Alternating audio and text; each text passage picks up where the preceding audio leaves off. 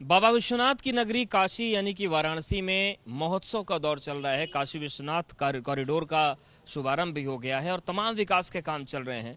लेकिन जब आप बनारस के अलग अलग घाटों और गलियों में घूमते हैं तो बहुत सारी चीज़ें मिलती हैं और उसी पड़ताल में हमें ये पता चला कि आखिर वाराणसी का नाम वाराणसी ही क्यों पड़ा।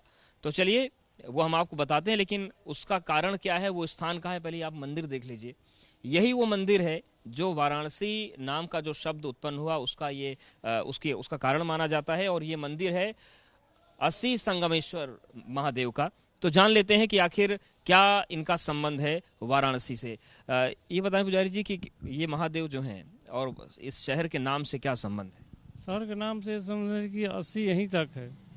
80 नदी थी और ये असी संगमेश्वर महादेव जी यहाँ पर अपने आप प्रकट हुए हैं, कोई बनाया नहीं, आप प्रकट हुए यहाँ पर। तो वरुणा और 80 के बीच का जो क्षेत्र है वही इसी को हम वाराणसी कहते हैं। और इससे भी प्राचीनतम नाम है, वाराणसी से प्राचीनतम नाम काशी है, जो सबसे महत्वपूर्ण है। काशी काशी केवल कहने से भी आदमी जहाँ होगा वहीं मोक्ष पा जाएगा। आप एक श्लोक बता रहे थे कि कैसे वरुणा और 80 के बीच का क्षेत्र है तो वाराणसी, तो कैसे क्या वर्णन मिलता है इसका?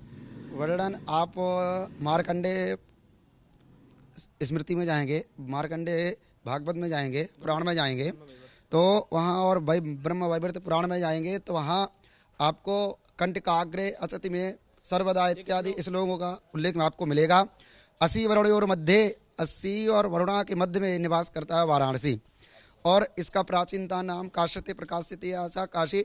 अन्य ग्रंथों में ऐसा मिलता है कि आप यहाँ प्रयाग में जाएंगे तो आप वहाँ मुंडन करवाइए और गया में जाइए पिंड दीजिए। लेकिन यहाँ काशी में ढूंढे, केवल ढूंढे शब्द का प्रयोग है, मतलब काशी में जितना ढूंढेंगे आप, ये समुद्र की अथाह है। जिस प्रकार ब्रह्मा जी कमल में नाभि विष्णु भगवान की नभन। कुल मिलाकर बात यह है कि वाराणसी शब्द की जो उत्पत्ति हुई इसी मंदिर से। जरा आप शंकर शिवलिंग के बारे में बता रहे थे, वो बता दीजिए, क्योंकि यहाँ पर 4 शिवलिंग है। तो किस शिवलिंग के बारे में क्या है वर्णन? शिवलिंग है सबसे इधर वाले, उसका नाम गौरी केदारेश्वर। हाँ, इनके बगल में जो है 80 संगमेश्वर महादेव जी हैं। हाँ, उनके बगल में जो है बाबा विश्वनाथ जी हैं जो वहाँ पर हैं, और उनके बगल में ओंकारेश्वर महादेव जी, और उसी में ओंकारेश्वर महादेव जी में बाणेश्वर, रामेश्वरम, जो भी मान लीजिए वो सब भगवान हैं।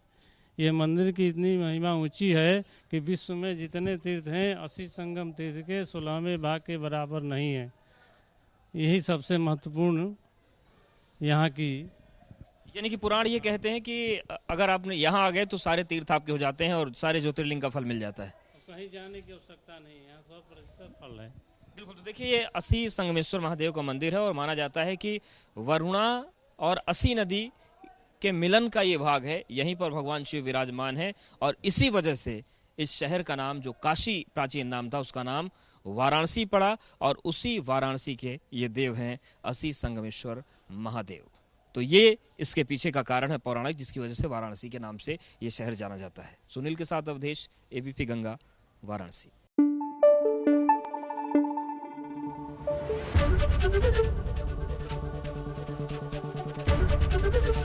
एबीपी गंगा, खबर आपकी, जुबान आपकी।